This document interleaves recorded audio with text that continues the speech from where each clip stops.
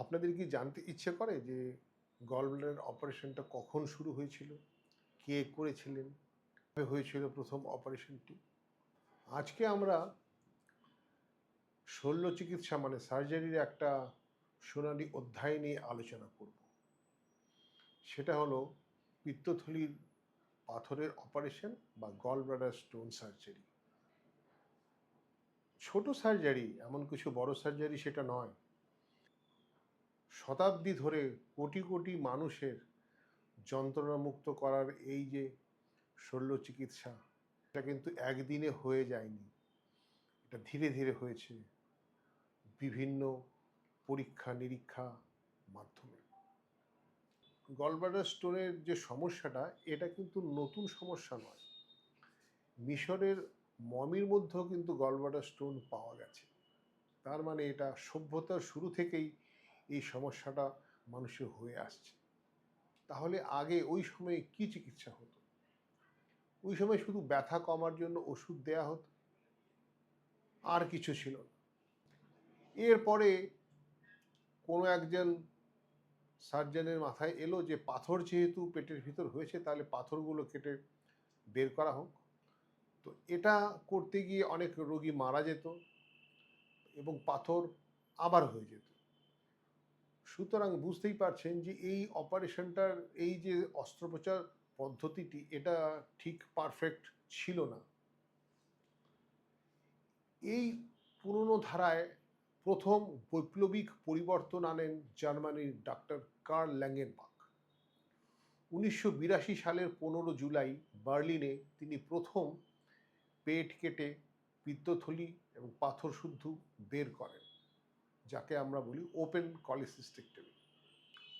তিনি প্রথম সফলভাবে গল ব্লাডারের অস্ত্রোপচার করেন এবং তার এক বিখ্যাত উক্তি, পিত্তথলি যে শুধু পাথর তৈরি করে তা নয়, এটি একটি অসুস্থ অঙ্গ যা বাদ দেওয়া প্রয়োজন। তিনি বুঝতে পেরেছিলেন যে গল ব্লাডারের পাথর বের করে দিলেই কিন্তু সমস্যাটার সমাধান হচ্ছে না, আবার স্টোন ফর্মেশন হয়ে যাচ্ছে। সুতরাং অসুস্থ অর্গানটিকে বাদ দিতে হবে, এটাই এটার প্রকৃত চিকিৎসা। এই দূরদর্শিতা কিন্তু আমাদের চিকিৎসা জগতে এক যুগান্তকারী পরিবর্তন নিয়ে আসে। এরপর কয়েক শতক ধরে শুধু পেট কেটে গল ব্লাডার অপারেশনই হয়েছে। কিন্তু তারপর 1985 সালে আবার সেই জার্মানির একজন সার্জন, তার নাম এরিক মুহে, এবং তার পরেই 1987 সালে ফ্রান্সের ফিলিপ মোরে প্রথম ফুটো করে গল ব্লাডার অপারেশন করার পদ্ধতি, যেটা আমরা বলি ল্যাপারোস্কোপিক কোলিসিস্টেক্টমি, আবিষ্কার করেন। এটি বলতে গেলে শল্য চিকিৎসার জগতে একটি যুগান্তকারী পরিবর্তন। কেননা এই প্রথম গলব্লাডার ল্যাপারোস্কোপি হওয়ার পর থেকে আমাদের হাতে একটি নতুন পদ্ধতি এসে যায়, যাকে আমরা বলি ল্যাপারোস্কোপিক বা মিনিমাল ইনভ্যাসিভ সার্জারি। এরপরে এই গলব্লাডার পরে অ্যাপেন্ডিক্স, হার্নিয়া, রেকটাম, কোলন, শরীরের এমন কোনো অঙ্গ নেই যা এখন ল্যাপারোস্কোপির সাহায্যে অপারেশন করা যায় না। সেদিক দিয়ে বলতে গেলে গলব্লাডার দিয়ে শুরু করলেও ল্যাপারোস্কোপি কিন্তু এখন অনেক সুদূর প্রসারী।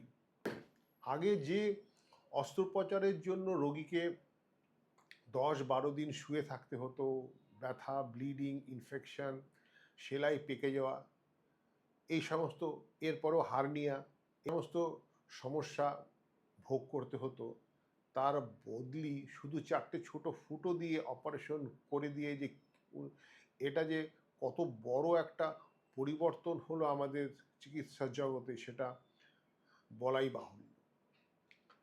এখন এই ল্যাপারোস্কোপিতে আমরা মোটামুটি খুবই সামান্য ব্যথা, অলমোস্ট নো ব্লিডিং, একদম ইনফেকশন ছাড়া অপারেশনটা করতে পারি এবং পেশেন্টকে কয়েকদিনের মধ্যে পেশেন্ট সুস্থ হয়ে যায় এবং তার কর্মজীবনে ফিরে আসে। তো এটা যে কত বড় পাওনা।